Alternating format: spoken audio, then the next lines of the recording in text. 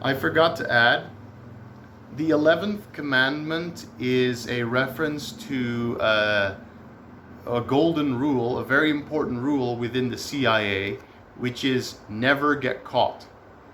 So it's a code for never get caught. That's what the 11th Commandment is. Okay. Hi, BookTube. So today I'm going to make my review of The 11th Commandment by Jeffrey Archer. So this is not my first political/espionage thriller that I've read. I read this book very shortly after it came out in 1998.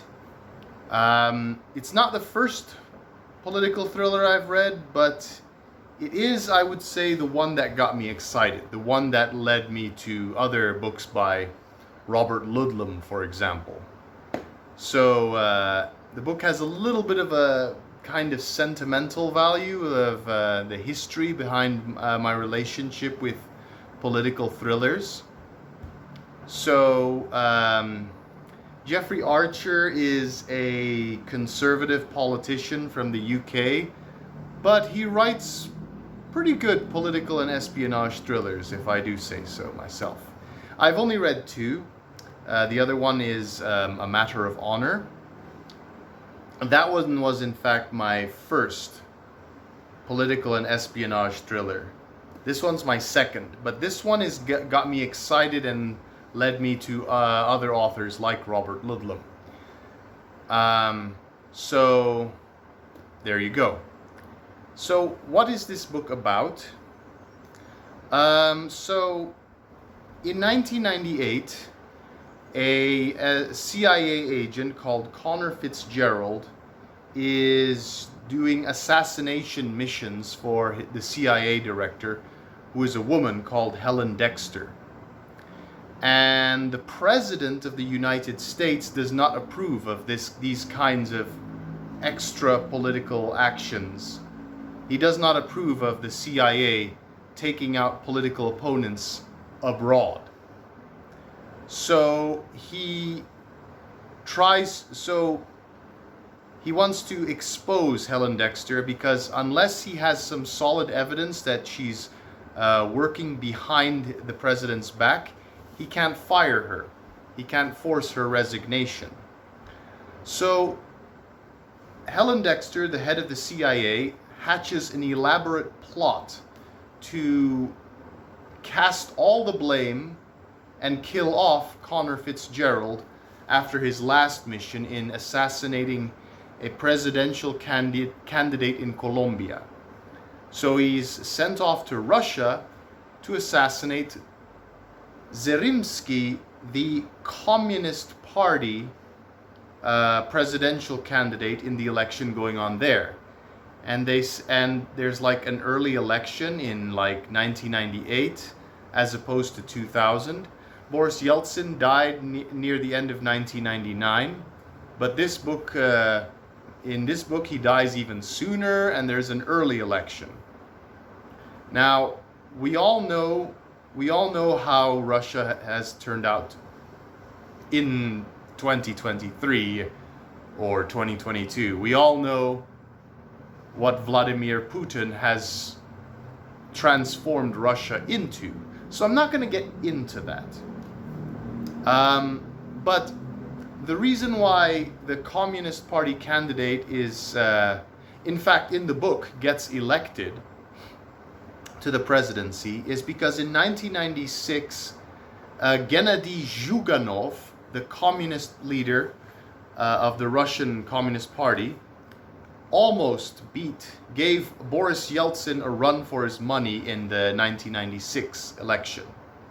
And in the 2000 election, Boris Yeltsin's successor, Putin, of course, went on to become president after he was acting president in December 1999. That's all in past history. But in this book, I guess you could call it an alternate history where the communists returned to power after the chaotic Yeltsin years. So for a historically inaccurate prediction, I would say this book loses marks. It also predicted near the end, this is irrelevant to the overall plot. It also predicted that in 1999, Australia's Republic referendum succeeds. It did not. So for historically inaccurate predictions, it loses points, as I was saying. I guess you could call this an honorary alternate history, but it's not very good at, shall we say, world building. Anyway, Connor Fitzgerald is sent to Russia on what he believes is an assassination mission to kill off the presidential candidate Zyrymski. And then the CIA with their other agents purposely expose him, and he's caught by the Russian authorities and put in a jail cell. And then meanwhile, the communist candidate wins the election, becomes president, and then he makes like a secret deal. Some other CIA former CIA workers who are allies of Connor Fitzgerald, because the book portrays him as a sympathetic family man. He's very good at his job, and he really serves his country well. But the thing is, he's doing assassinations on behalf of the United States. I wouldn't cheer such a man on.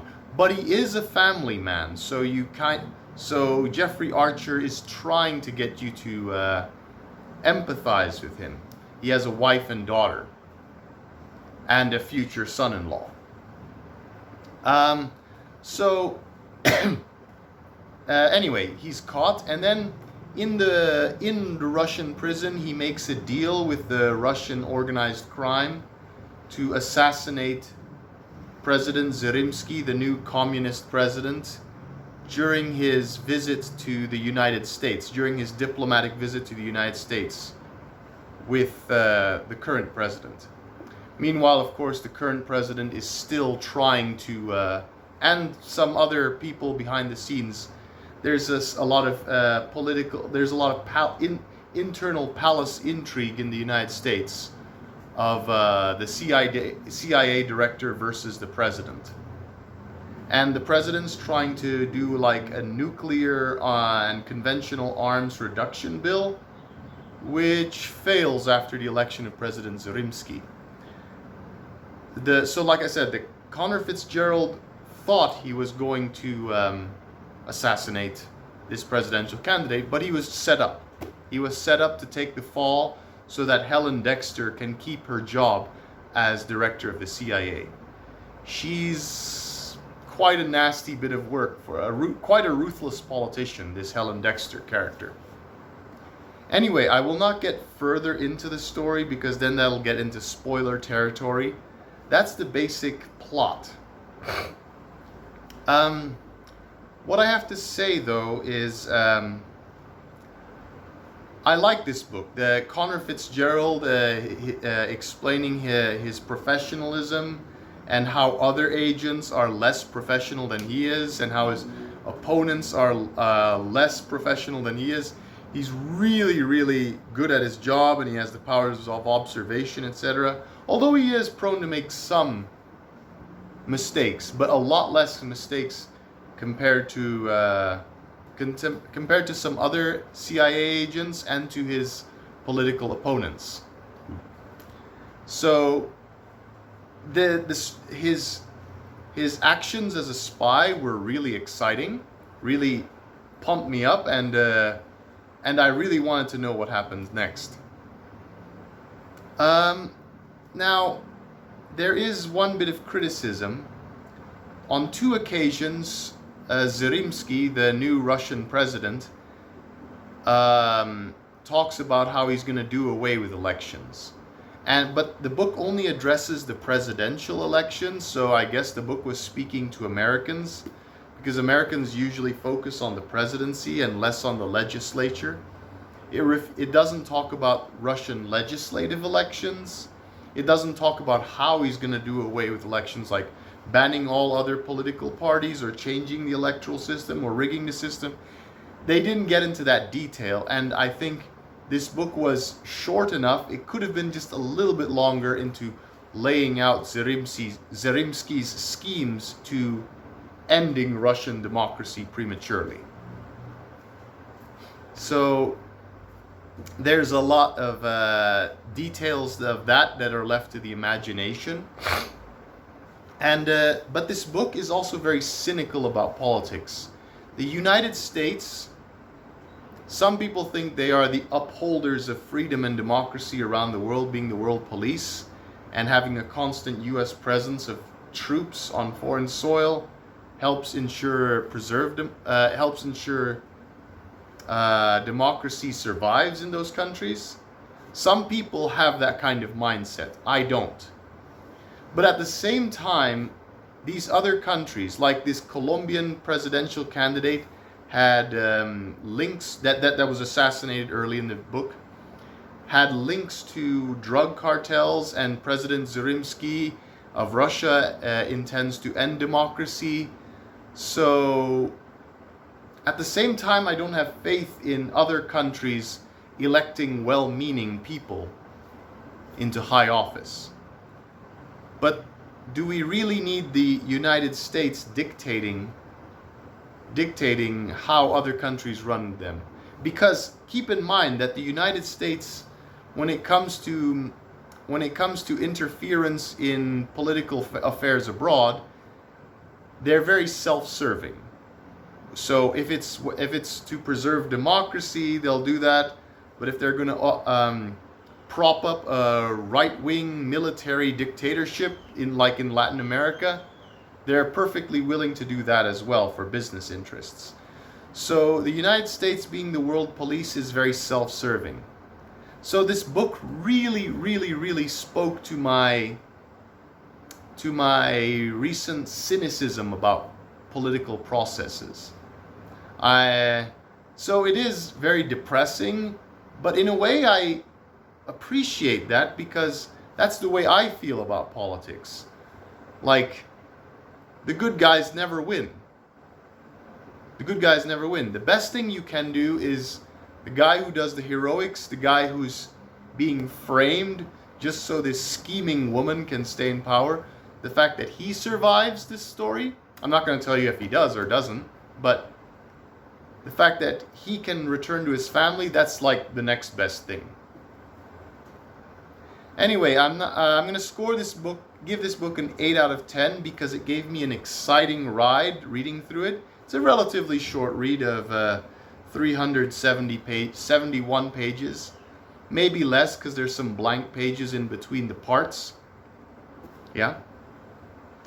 I'm going to give this book an 8 out of 10 for being... It loses points for being historically... for making wrong predictions at the time it was published, but it gains a lot of points because it was one hell of a wild ride. This guy going through, seeing this guy's quest to assassinate certain politicians, as well as surviving. So it was a fun ride. I intend to read more about Jeffrey Archer in the future. And more books written by Jeffrey Archer in the future. Might be a new favorite author, for all I know. Alright. Thanks for listening in. 8 out of 10.